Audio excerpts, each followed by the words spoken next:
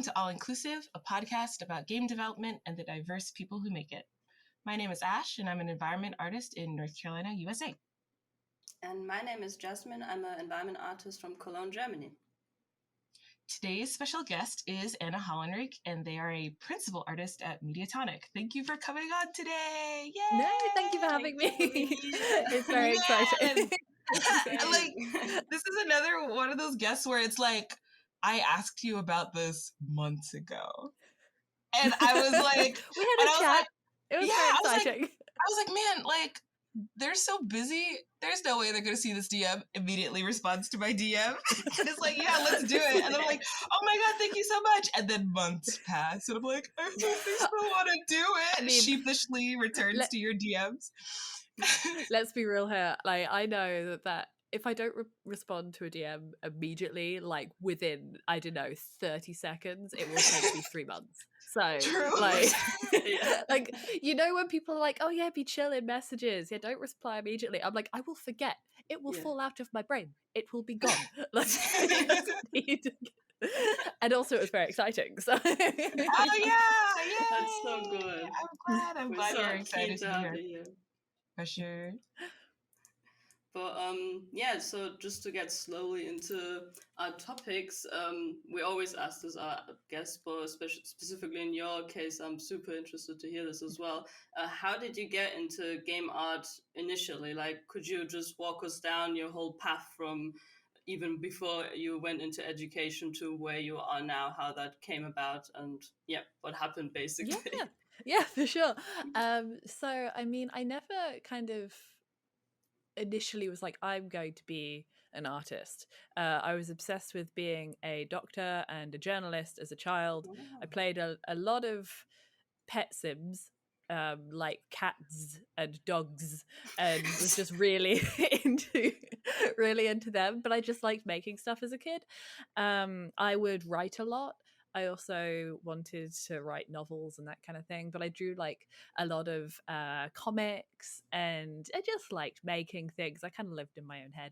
And then I went to secondary school at 11, and I got very into anime. I found a GeoCities website that captivated me with just these like pencil drawings of manga characters, and I would just go back to it constantly and just obsess over how beautiful they were. And I was also very into tech and just being on the computer. Me and my brother were pretty close in age, and we would just fight to the death about getting onto the computer and playing games on there and just making stuff. So I always really liked just creativity and making things and being on something techie as a whole. And then when I got very into my anime and manga kind of phase, my dad's a guitar teacher. And as far as I understand it, one of his friends wanted his son to have guitar lessons. And so he was an IT kind of person. And so they had an agreement that this guy would teach me about IT if my dad would teach his son guitar. So I would have just lessons on like HTML and CSS. And also there was this like Paint Shop Pro 9 how to draw a dragon tutorial. And I was just captivated by it. I was going through a very intense dragon phase at the time. I don't know if you've read the books Eragon, like the Inheritance Cycle, but I was consumed by them. Like I ran 2 roleplay forums about those. Okay, it was an intense love. But anyway, I just became utterly consumed by digital art because of that. And I got really into DeviantArt.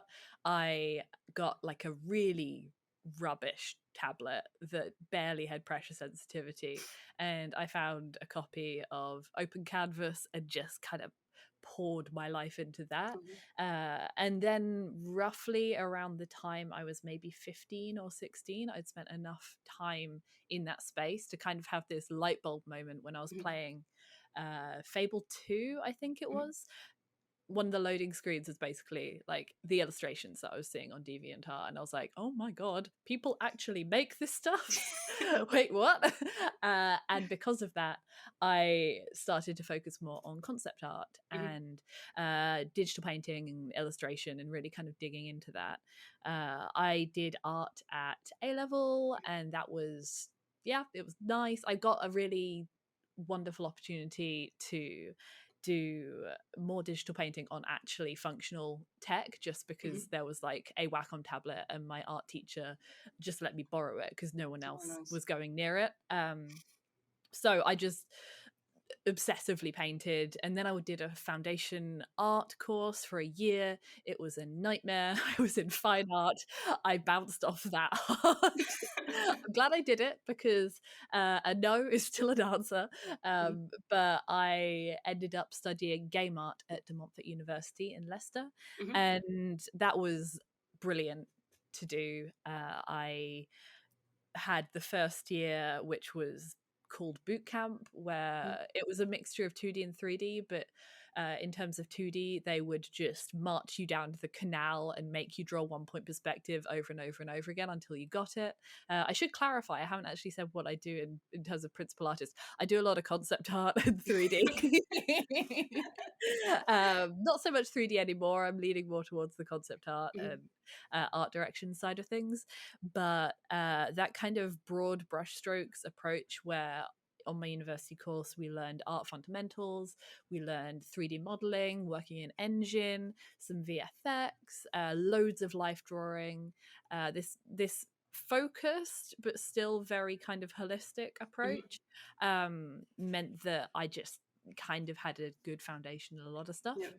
And then I graduated, I freelanced for a bit, and then I got my first job about 8 months. I think it was a placement. It was like 6 to 8 months, I think, after I graduated. So yeah, it's not a particularly round the houses route.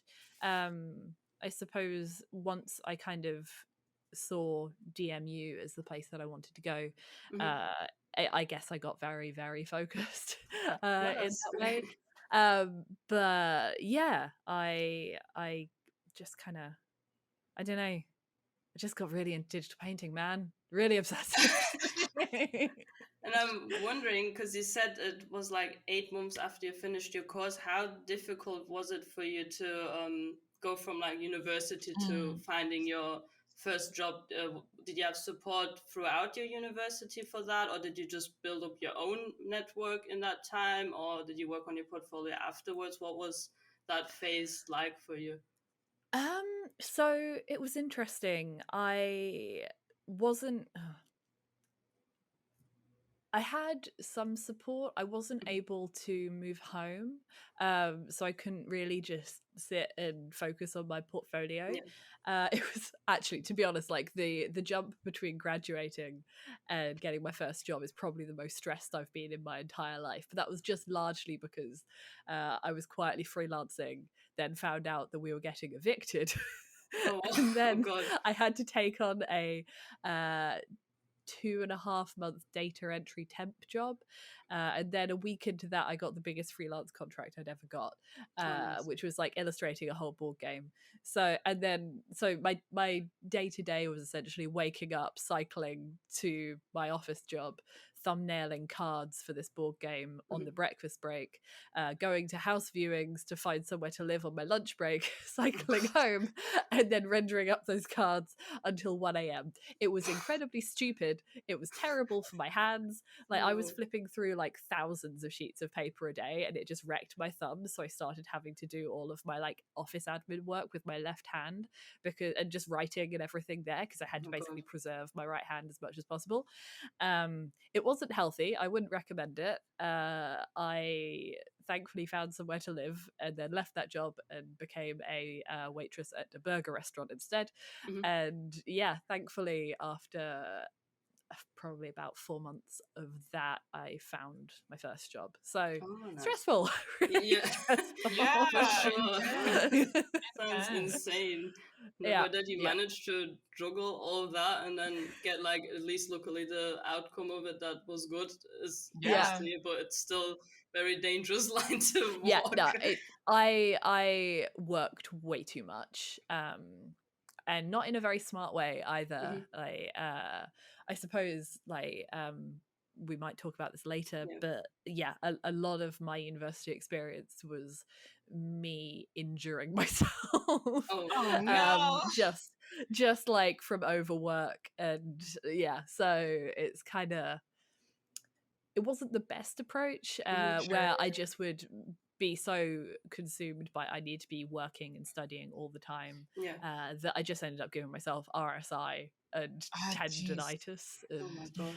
yeah, That's like, what I'm afraid of. I'm actually gonna get like after I get my first paycheck from my gig for this thing that I'm doing, I'm hoping to get a vertical mouse or like a more ergonomic mouse, because I am very, very afraid of things like that, and I feel like any sort of preventative things we can do for to sure. like help For sure. our bodies is probably like the best. Because I don't know if you've ever tried like this is totally a tangent. Some people will like do everything with their like tablet instead because they find that that's more ergonomic. Like I know people who will like straight I up definitely model. tried that. Yeah. Yeah, I did have to do that in like second and third year. I just Jeez. completely transferred over to the tablet.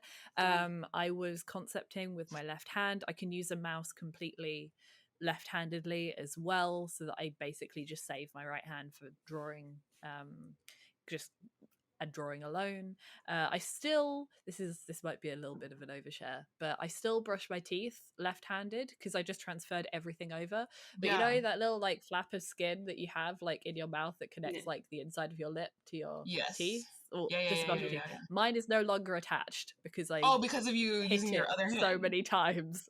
Oh yeah, man. because I was I didn't know that's coordinated. It was a painful experience. Oh, so geez. do hand stretches so that you don't have to switch yourself in that way. Oh man. Like what I really like, no one can.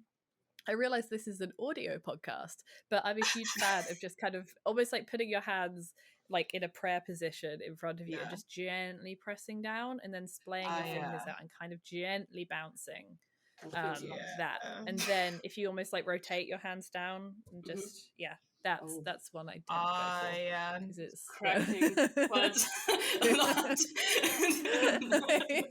That's a good sign. This is a reminder for people listening to do your hand stretches, do your back stretches, do your hand stretches. Please do. For sure. And drink some water. I also drink some water. And also like I didn't swear, but I thought massage didn't really do anything, and then I like woke up one morning back when I was working on the Isle of Wight.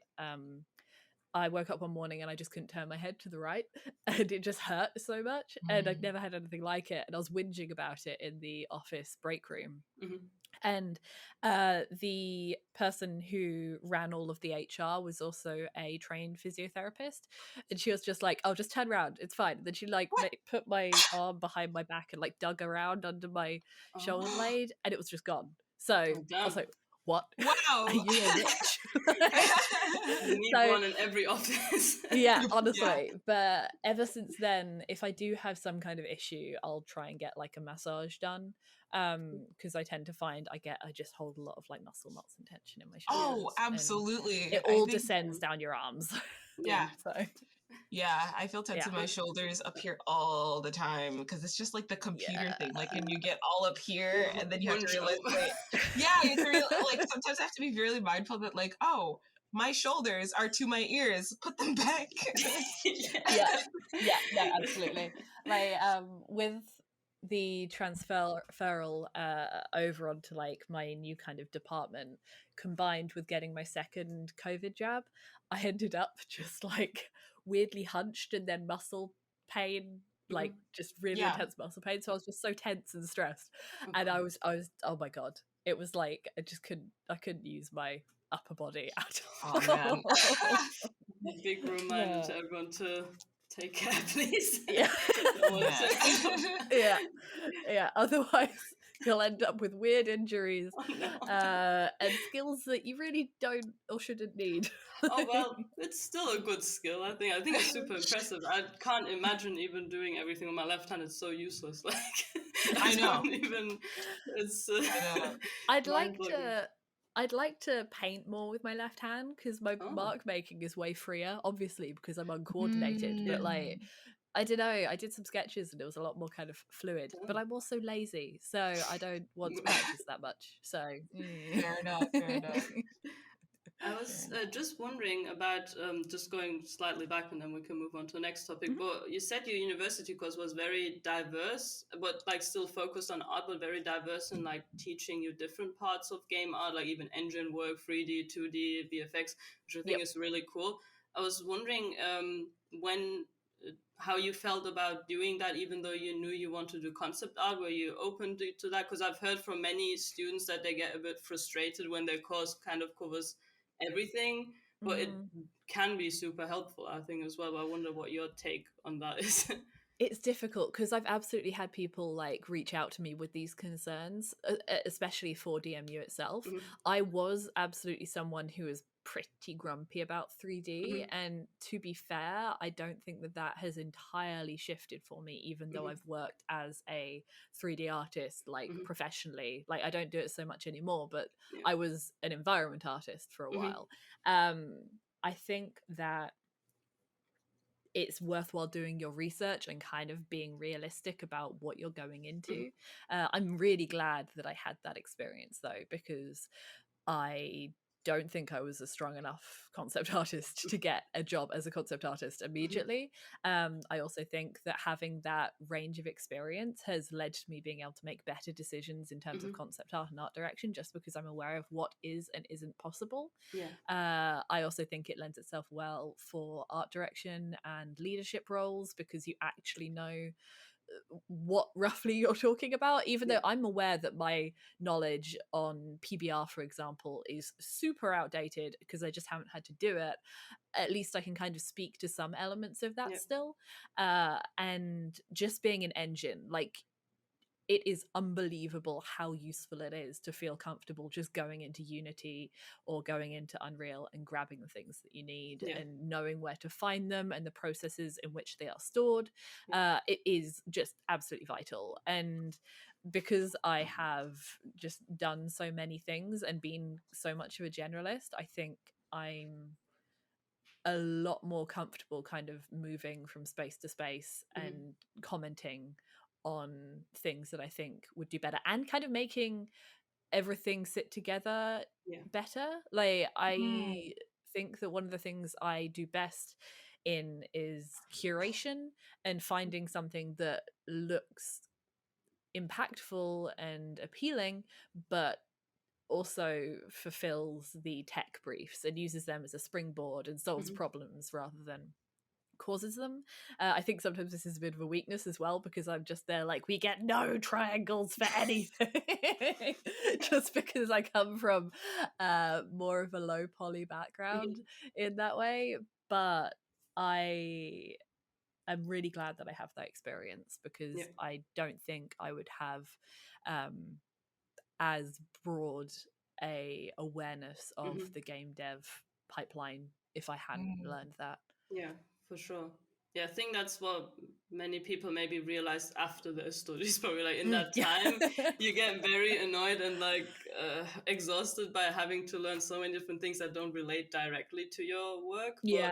But later on, you get kind of like grateful for knowing at least what's going on in the other fields as well. That you don't just sit there and get completely confused what the context of your assets maybe is, where it needs to go, and all these type of things. Yeah. It's been the same with me. Like my course did a lot of animation, which I was really annoyed by. But in retrospect, it's still like interesting and kind of useful to know at least in what context I Mm. will need that info maybe. And there's some animators explaining something to me that I'm not completely like staring into the abyss and like having no idea Sure. what's going on. So Sure. it's you I can think always if find, I guess, some use to it in mm, some way. It's not for completely sure. useless. I think maybe if anything, like a if you were to meet in the middle about it, even though I think for people who are in school, it might feel annoying anyways. But if there was a way to just like get someone's like basis kind of like covered, where they're like starting in the section that they want, and then after that, like touch a little bit of the other things as it relates to the things that they do, maybe I think a lot of people would feel a bit less frustrated, because I will never rig. Yeah. I will never. Yeah, same I now. don't ask me to rig anything. I will leave. You know, but like other things, like I don't know, like lighting and stuff. I don't know, like because 3D is so freaking hard. It's just stupid hard to where like you have so many things that you have to like be like okay in to make things even look like a thing. Like in addition to like artistic principles and stuff like that. That I think that if we could find a way to like help someone feel kind of secure and like the basic sort of like thing that they need to do to kind of get started, and then slowly introduce like, oh man, like you made an environment or whatever, this is how you can like light it with like a couple lights and stuff like that, rather than being like, okay, so you need to light this in a vacuum or something, you know, like learning things in a vacuum I think is like probably the problem, like, but rather learning things as they relate to each other is probably the better way to go about things.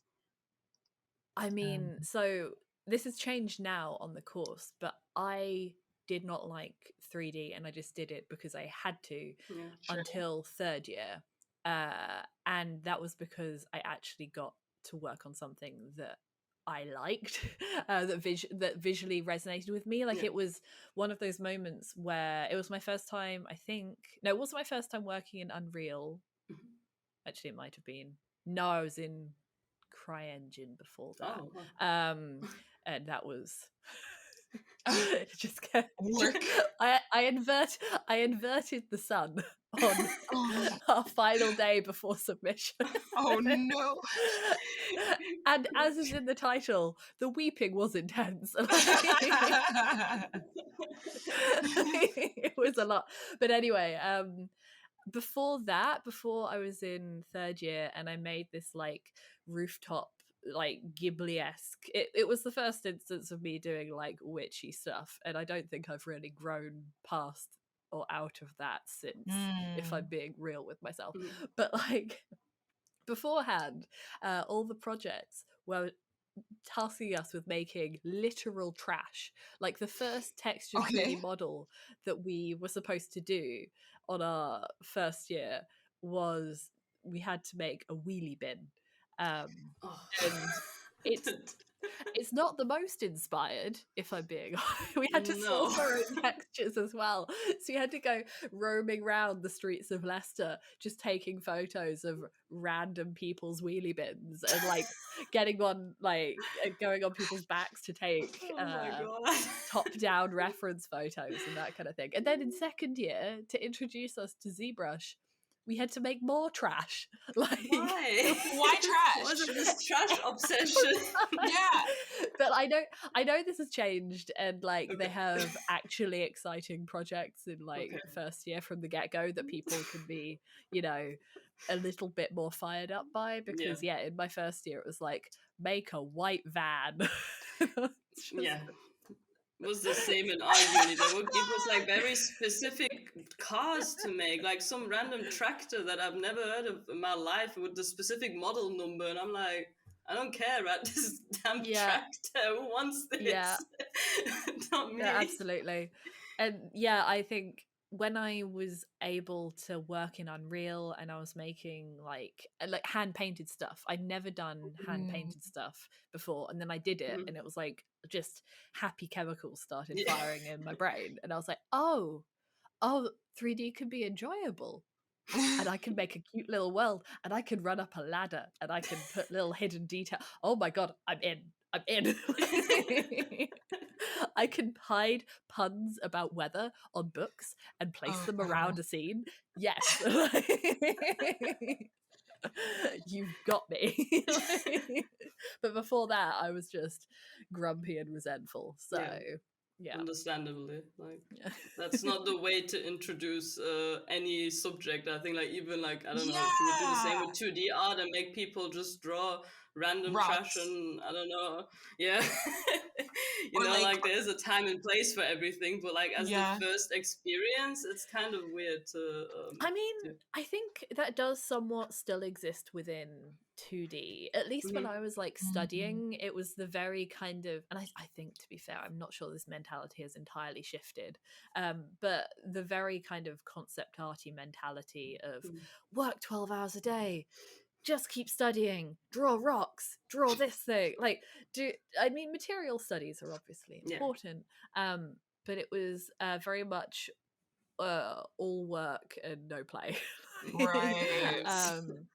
And if you slack off or if you take a day off, then you're a failure. And I'm just like, man, go outside, touch Man. grass. Like, why do we do this? Because like I think the same sort of thing can apply to like literally anything. Like I think that when you are trying to learn something that's like kind of like a big daunting task, like I don't know, learning how to like build like little like cute machines or whatever, or learning how to like learn another language or learning something else, or like learning how to play an instrument. Like if you don't have excitement about the thing that you're learning about, like if you're not like, oh man, I really like this song and I'm gonna learn it on guitar or whatever, then you can't really like get the motivation kind of to do it. And then after that, like even if you know how there's that like that graph thing where it's like the point of diminishing returns or whatever, like after hour like 7, would working 4 more hours on this thing really give you back as much as you're probably not.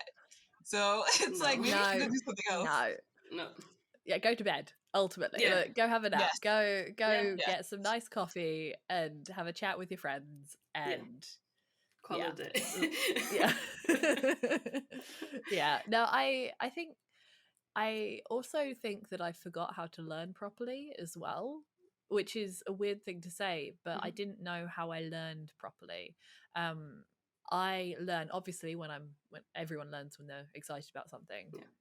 But my idea of doing studies was just mindlessly copying one thing and transferring it onto my Photoshop canvas. And I wasn't analyzing anything. I wasn't studying anything. And I wasn't saying, oh, this brush stroke has an intention.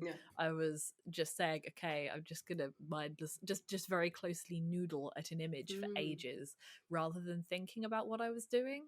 And I also learn more through doing and action as well. So like kind of picking up a material and looking at it and turning it around in my hands and actually thinking about it and its properties and how you would apply certain brushes to reflect that is much more impactful and will stick in my brain far more than this picture, this JPEG of copper on my screen has an orangish tone here and then it has a light yellow tone here, which was what I was doing for years. I learned very little, very slowly. And also I didn't go outside and touch grass. So I wish that I'd been smarter about it. But whatever. I got here. I just I think I should, if I could have like given myself some advice, which I absolutely would not have taken, to be honest, like I would have preferred to kind of be more thoughtful about how I approach things, because when I'm learning anything else, I'll be like, I'm going to read these resources, I'm going to practice what they tell me to practice. But I just kind of, I think because I have so much of a history with art, it's almost like I can't just learn it. Does that I have all of these kind of like habits baked in at this point that I'm trying to kind of untangle at the moment.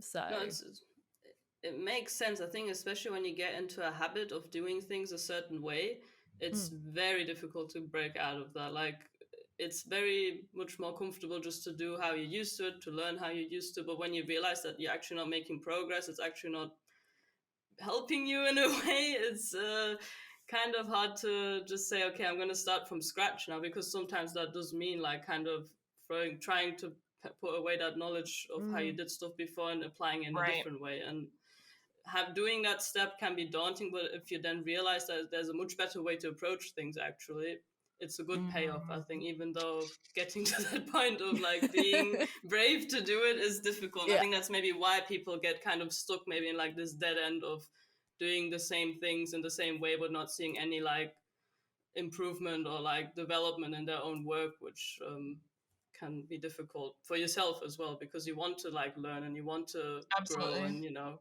have Yeah. see like some payoff from the work you put into your stuff. For sure. Yeah. And I mean, like, I think I've kind of reached a point where I'm interested in expanding what I know in different ways. Like, I want to get better at drawing plants. Because everyone likes drawing plants. They're like soothing, and I would definitely like to illustrate them more effectively and understand them. But it's kind of at a point where I don't just want to be sat at my computer just figuring them out. So I'm taking up gardening instead. Like, I'll learn about plants that way, because I kind of trust that I'm able to draw them and render them, but it's more just about forms and the certain kinds of leaves and increasing my visual library in that way. So I'm kind of like, I don't really want to be sat on Wikipedia looking at pictures of them. Yeah. I'm gonna go down to my garden centre and then mess around in some soil and see where that goes. Makes sense to me. It does. Totally makes sense. Yeah. I think maybe it's just because of the situation. I'm just resistant to being stuck at my computer. We mentioned it not by name, the situation. Like Voldemort.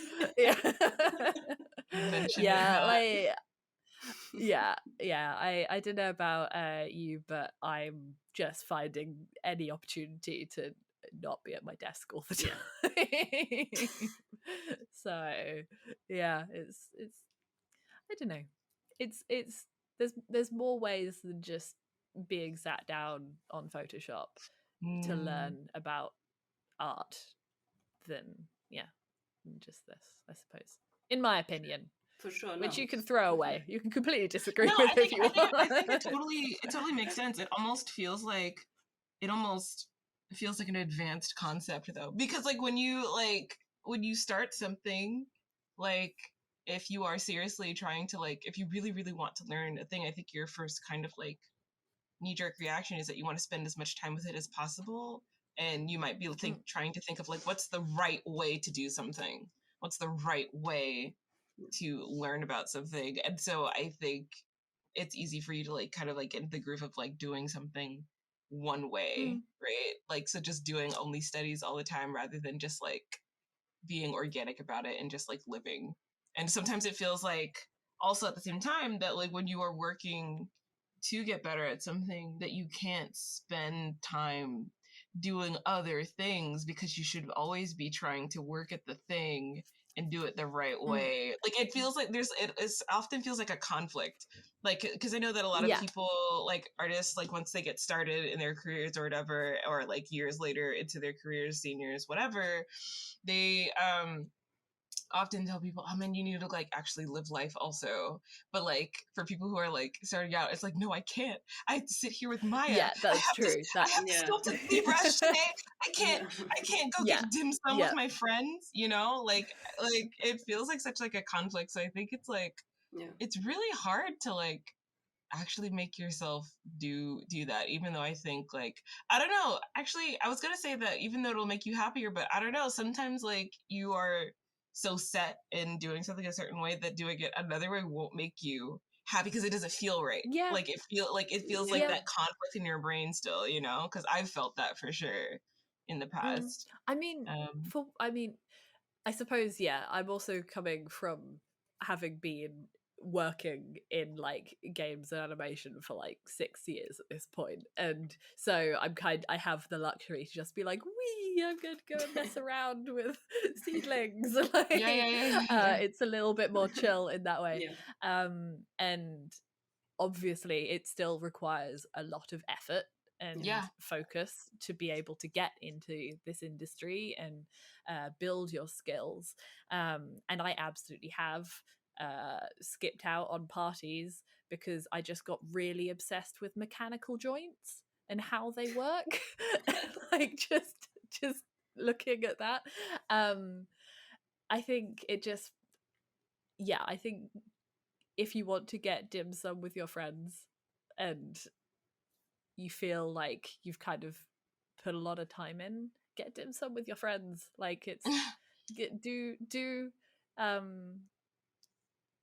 do restorative things. I think Yeah. that's just and listen to yourself when you're a bit fried, because I think I have a tendency, like so many people, to just push through and Looks just be like, away. yeah. Looks away. And I think just paying attention to what you're interested in, and stop beating yourself up, I suppose. Oh, I can't wait till we get to, because I feel like we're constantly like so far, even though we're on like topic 1 somehow still, we keep dipping. We keep dipping into later topics. So let's like try to I'm sorry. No, it's fine. Like this is good. We love the organic feels. Something I wanted to like segue into, which is not really a segue and more just be like switching topics.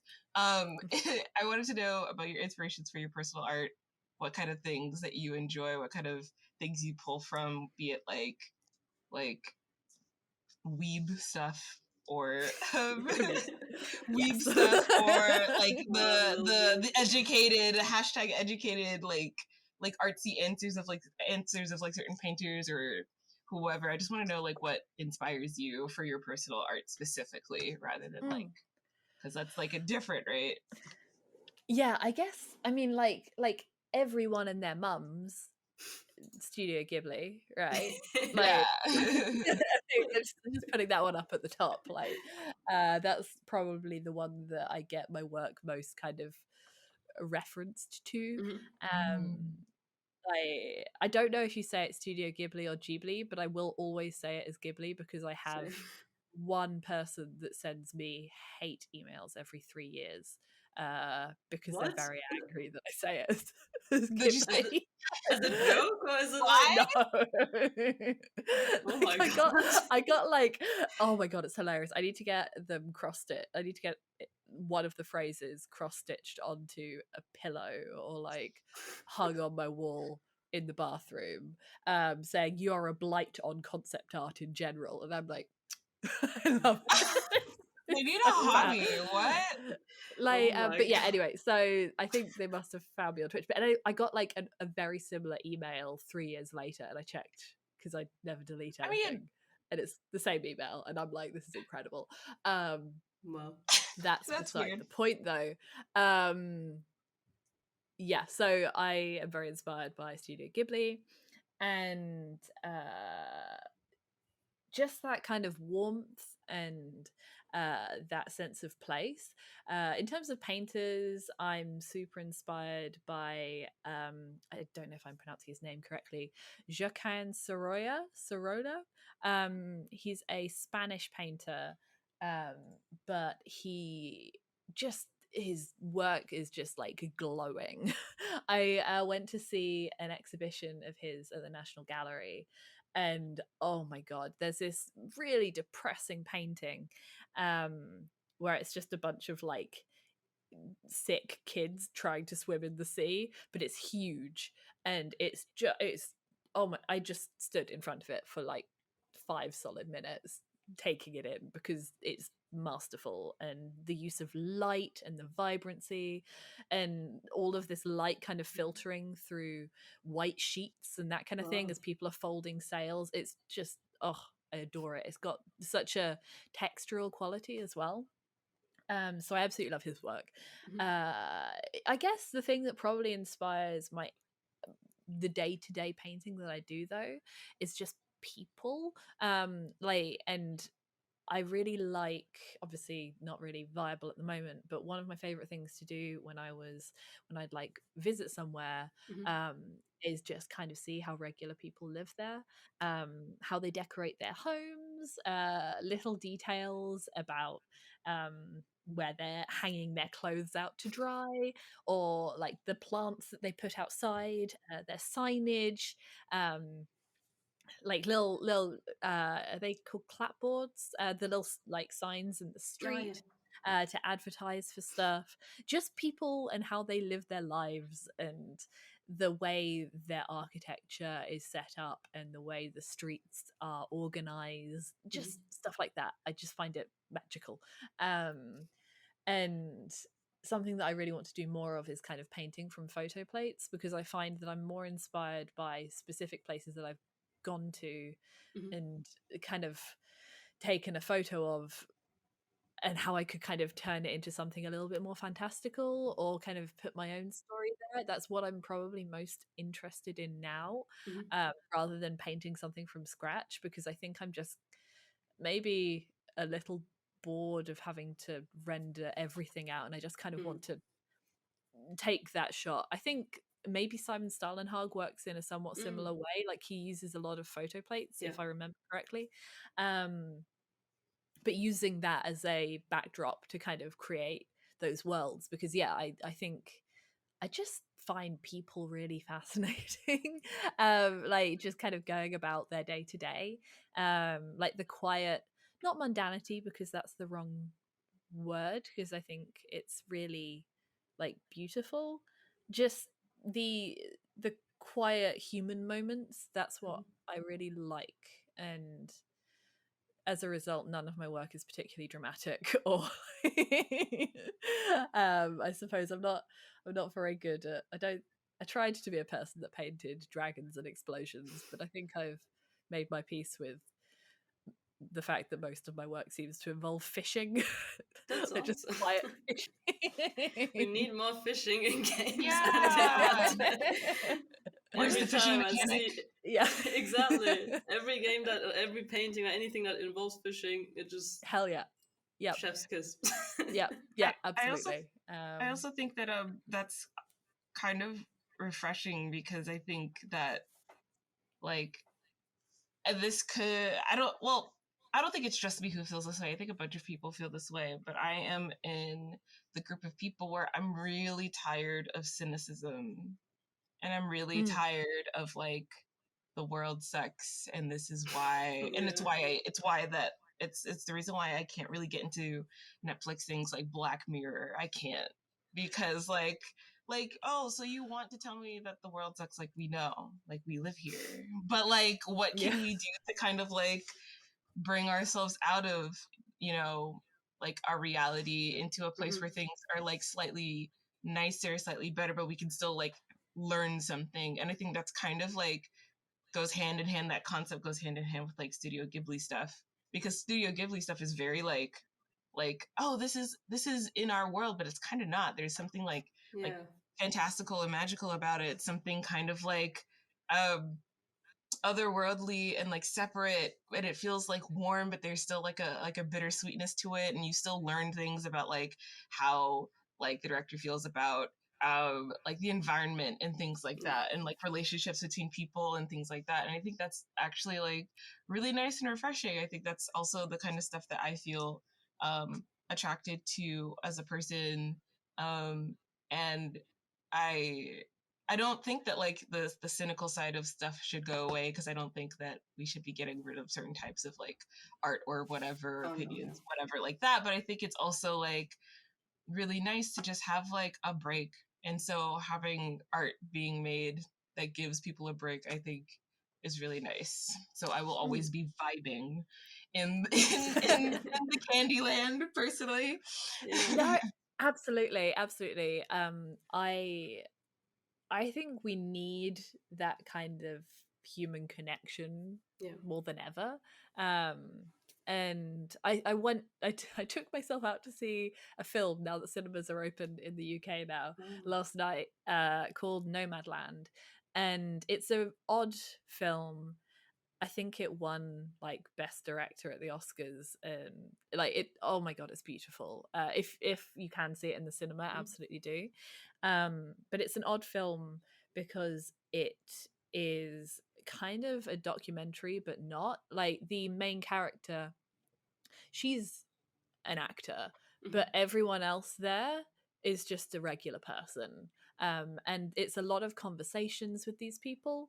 And basically it is about people who having suffered the effects of the financial crisis, are making the best of like a really bad hand, and essentially just being like, you know what, I'm taking up this new life of like having a van and being a nomad and living on the road, and kind of having these communities where they're teaching each other like the best ways to kind of sort out your van, and the kind of just the intricacies of that. But you have all these conversations with these really decent folks, and I think the overall thesis of the film and what the director kind of spoke about is how she believes that people generally are good, and how people want to be decent to each other, and just those interactions were just very warm. Like there wasn't really a a huge conflict in the film. It just kind of wandered around like with these beautiful vistas as she's driving around, and some like crap stuff does happen, but it was like a kind of gentle soul balm to see people helping each other out, you know? Yeah. It was really lovely. And I think that's the kind of thing that I want to kind of foster more of, and I think lots of people do. Yeah, But that's true. yeah, It's like nice to have something more tangible in a way like that. As you said, it's a bit different to what we maybe see in everyday life, where we can still relate it a bit better than stuff that's so far away out of our reach, or it's just so stressful to even think about that.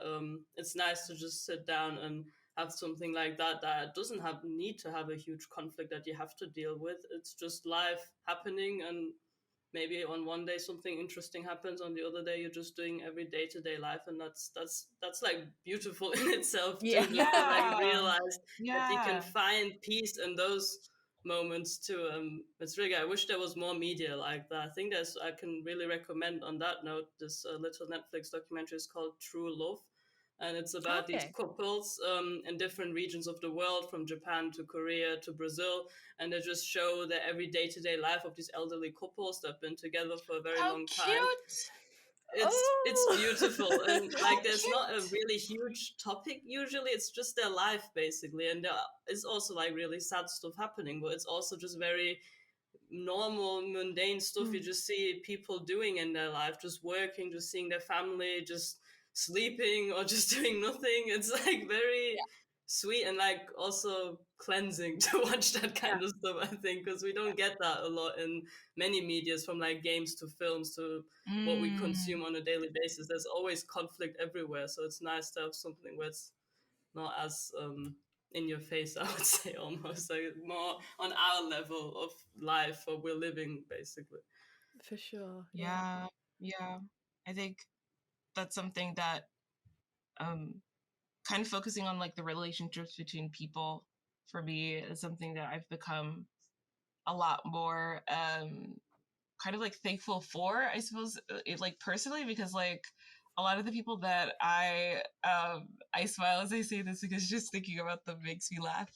But the people that I'm closer to now, who are like games industry people, like who, if not for Corona, I would have never spoken to them on Discord.